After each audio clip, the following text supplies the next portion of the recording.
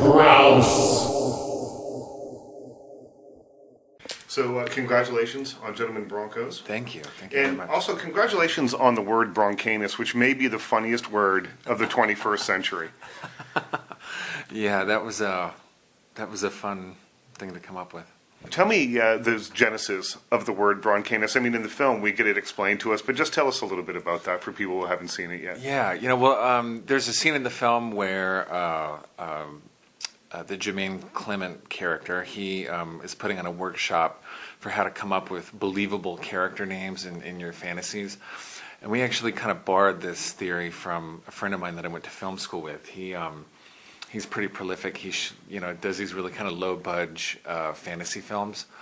And one day I asked him, I said, Steve, how do you come up with such great character names? And he's like, well, it's pretty easy. For example, if you have Nebuchadnezzar, you can just use suffixes and change that to something like Nebuchadnezzar, and then he can be the king of like an elf kingdom or something. And so we, really kind of scratched the surface with that, and in the film.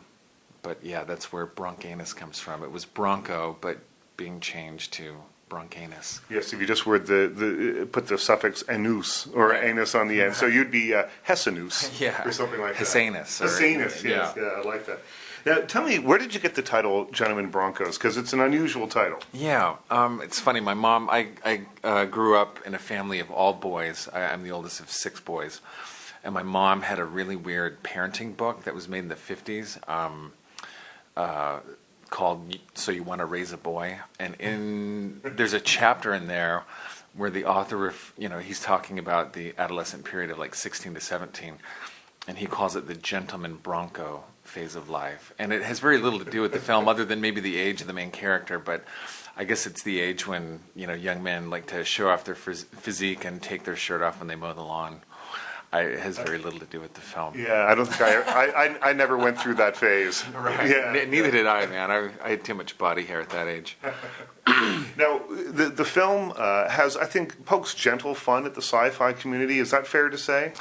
Yeah, to me it's a celebration. I guess it's because I'm so much of this film is autobiographical for me, and all my favorite films growing up were science fiction films, and so I identify with all the nerdy fanboy aspects of the characters in the film. Do we see a little bit of you in Benjamin then, the main character? Yeah, definitely. I've never had anything plagiarized, that I've written, but I think just being a young artist and being misunderstood, is something that I definitely could relate to as a kid. But you definitely look to your friends and family for inspiration for various characters. Is that, Yeah. I think all throughout all your films, including this one probably, Yeah. How do they react once they see the films? Do you tell them in advance? Yeah, the mother character in this film is based on my own mother. And we let her read the script before we shot it, and she was relieved when she saw the film that a lot of the more embarrassing things were cut out. But yeah, they, most of our, like the Napoleon character in Napoleon Dynamite, his life was, comprised of things that had happened to me and my siblings, and just the way that we all talk, and so, I think they're kind of flattered in a way. Crouse.